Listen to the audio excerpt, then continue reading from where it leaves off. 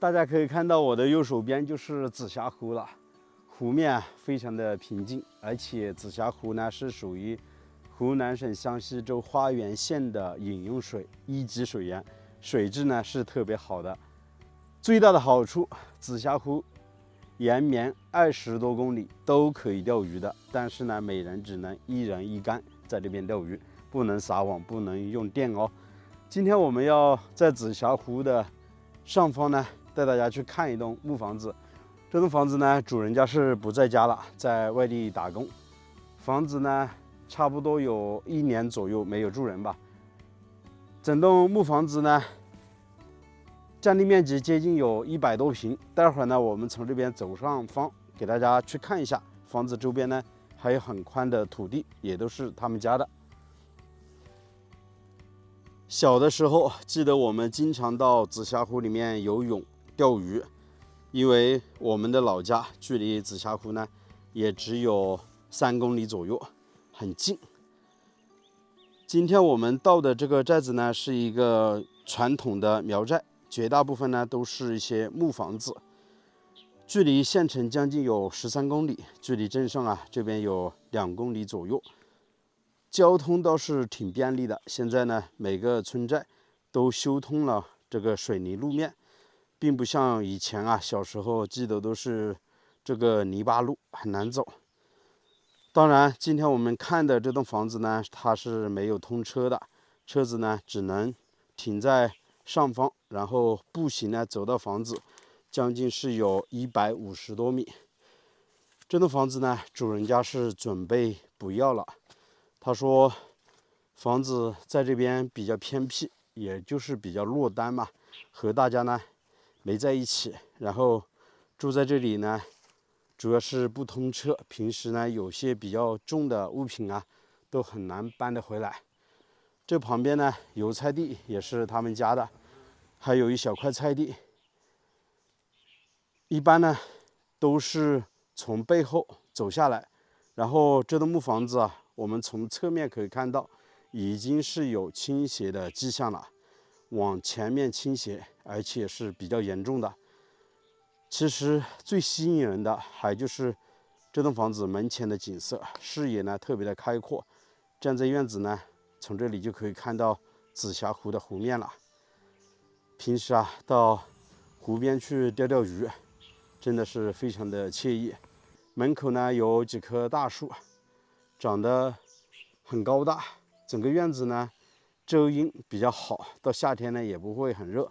这边的海拔呢差不多有500米左右。那现在是没有拿到钥匙啊，没办法进入房子里面去看的。大门呢已经上了锁，木房子里面还装了空调，从这边看过去显得是格格不入啊。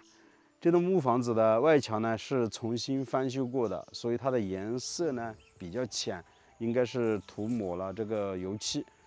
我记得很多老房子呢，它的木板墙是非常的陈旧，颜色特别的深。这样的一栋房子呢，总共是有3间，中间就是堂屋，两边都是卧室，和我们绝大部分苗族的房子基本上结构是差不多的。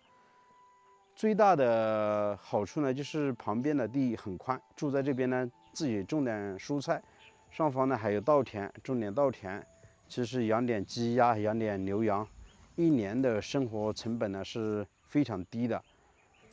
真的太喜欢他们家门前的这个风景了，每天看到这个湖面啊，给人的感觉特别的清爽，人是特别舒服的。这是一棵很大的这个桐木树，长得很高，有20多米啊。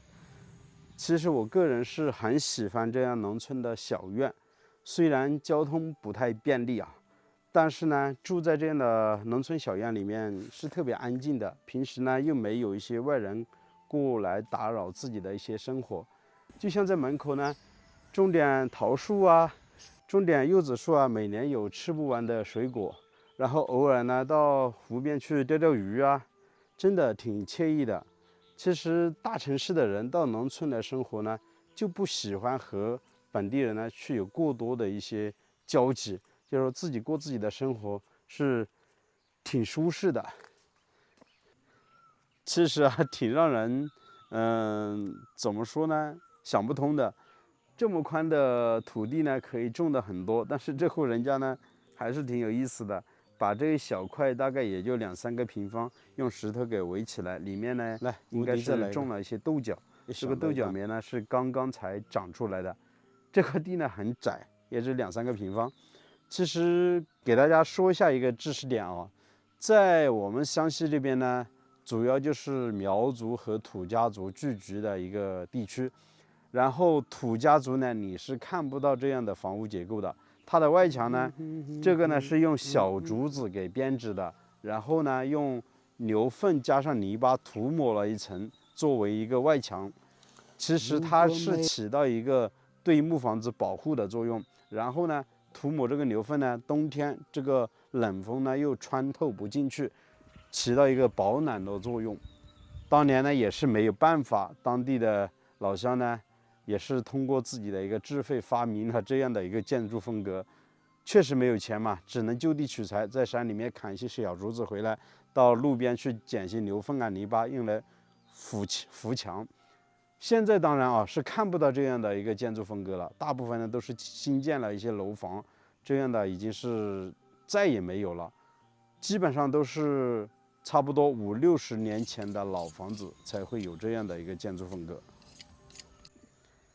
这样的一栋木房子，一个小院，是城里人梦寐以求的地方，但是却是农村人做梦都想逃离的一个地方。就像我刚进入村子，当地的一些大叔大娘告诉我说，这地方有什么好的？进城一趟10多公里，又不方便，又赚不了钱，在这里来居住干嘛呢？我说别人看了我的视频，到这里来租房的人很多，他们说还要给房租，不要钱，都不想在这边居住。刚刚我在上方碰到一个50多岁的一个大姐，她就说，像这样的一栋房子，如果你给我个5-6万，我都直接卖给你了。我不要，因为不通公路嘛，所有的家具，然后你种点稻谷，种点玉米，你要靠着双手搬回来，特别的累，特别的重，是不是啊？每个人建房子都会选择在路边，交通要更便利一些。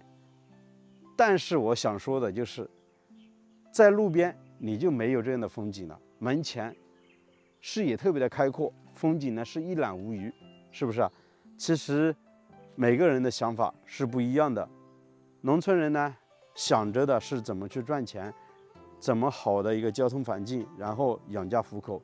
但是看了我的视频，很多大城市来的人就想着有这么一个安静的小院，有几分菜地，一小块的稻田，过上一些农村人的生活。就是每个人的境界不一样吧。那大家喜欢这样农村的房子吗？欢迎在视频的下方评论留言。我是石头，喜欢的记得点个订阅，我们下期再见了，拜拜。